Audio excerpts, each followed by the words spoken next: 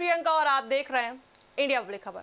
Iran में जारी संघर्ष के कारण पूरी दुनिया में चिंता का माहौल बना हुआ है। इसी बीच भारत में भी लॉकडाउन को लेकर तरह तरह की चर्चाएं शुरू हो गई हैं।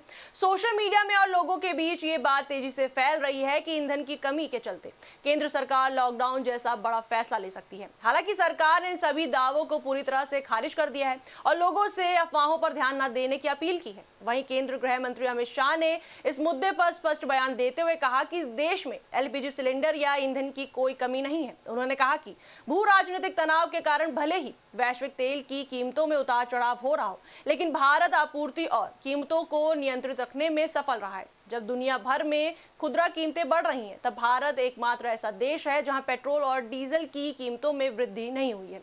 अपनी बात को आगे बढ़ाते हुए उन्होंने कहा कि प्रधानमंत्री ने आश्वासन दिया है कि देश में लॉकडाउन नहीं होगा। हम देश में सामान्य कामकाज जारी रखते हुए निर्बाध आपूर्ति सुनिश्चित कर रहे हैं। उनका यह कहना है कि सरकार हर स्तर पर तैयारी कर रही है ताकि किसी भी तरह की कमी या संकट की स्थिति ना बने। वहीं आपको बता दें, ईंधन आपूर्ति को लेकर भी उन्होंने महत्वपूर्ण जानकारी दी। अमित शाह ने कहा कि पहले भारत 27 देशों से ईंधन आयात करता था, लेकिन अब ये संख्या बढ़कर 42 देशों तक पहुंच गई है। इससे भारत की ऊर्जा सुरक्षा और मजबूत हुई है और किसी एक क्षेत्र पर निर्भरता कम हुई है।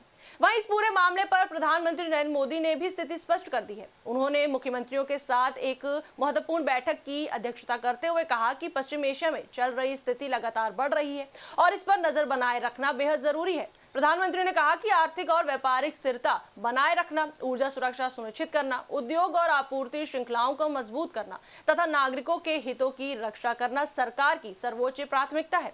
बैठक के दौरान उन्होंने राज्यों से अपील की कि वे केंद्र के साथ मिलकर काम करें और हर स्थिति का मिलकर सामना करें। उन्होंने कहा कि समय पर सूचनाओं का आदान प्रदान और संयुक्त निर्णय बेहद जरूरी है ताकि किसी भी चुनौती का तेजी और प्रभावी तरीके से सामना किया जा सके।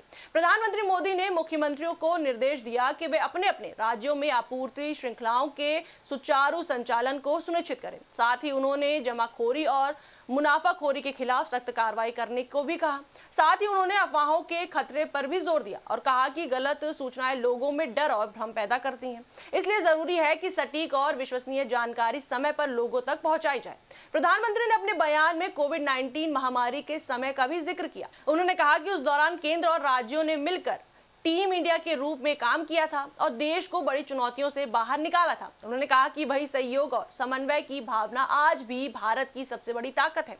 इस अहम बैठक में देश के कई राज्यों के मुख्यमंत्री शामिल हुए। इसमें आंध्र प्रदेश के एन चंद्रबाबू नायडू, उत्तर प्रदेश के योगी आदित्यनाथ, तेलंगाना के रेवंत रेड्डी, पंजाब के भगवंत मान समेत अन्य नेता मौजूद रहे। इसके अलावा रक्षा मंत्री राजनाथ सिंह और गृह मंत्री अमित शाह भी इस बैठक में शामिल हुए। ये पहली बार था जब प्रधानमंत्री ने पश्चिम एशिया के इस संघर्ष को लेकर मुख्यमंत्रियों के साथ इतनी बड़ी बैठक की। वही बात करें इस संघर्ष की, तो ये पूरा संघर्ष 28 फरवरी को शुरू हुआ था जब अमेरिका और इजराइल ने ईरान पर हमले किए। इसके जवाब में ईरान ने भी अपने खाड़ी पड़ोसी देशों और इजराइल पर हमले किए। इसके बाद से पूरे क्षेत्र में तनाव बना हुआ है और इसका असर वैश्विक स्तर पर देखने को मिल रहा है। हालांकि भारत सरकार लगातार ये स्पष्ट कर रही है कि देश में स्थिति पूरी तरह नियंत्रण में है। ईंधन की कोई कमी नहीं है, सप्लाई चेन मजबूत है और जरूरी सामान की उपलब्धता सुनिश्चित की जा रही है। सरकार ने साफ कहा कि घबराने की जरूरत नहीं है। देश में सामान्य कामकाज जारी रहेगा और हर जरूरी कदम उठाए जा रहे हैं। ऐसे में लोगों को सोशल मीडिया पर फैल रही अफवाहों से बचना चाहिए और केवल आधिकारिक जानकारी पर ही भरोसा करना चाहिए। कुल मिलाकर ईरान में जारी संघर्ष का असर भले ही वैश्विक स्तर पर दिख रहा हो, लेकिन भारत में फिलहाल लॉकडाउन जैसी कोई स्थिति नहीं है। सरकार पूरी तरह सतर्क है और हर परिस्थिति से निपटने के लिए तैयार है। इस पर आपकी क्या राय है, हमें कमेंट सेक्शन में जरूर बताएं। वीडियो को लाइक करें, शेयर करें, हमारे चैनल को सब्सक्राइब करें।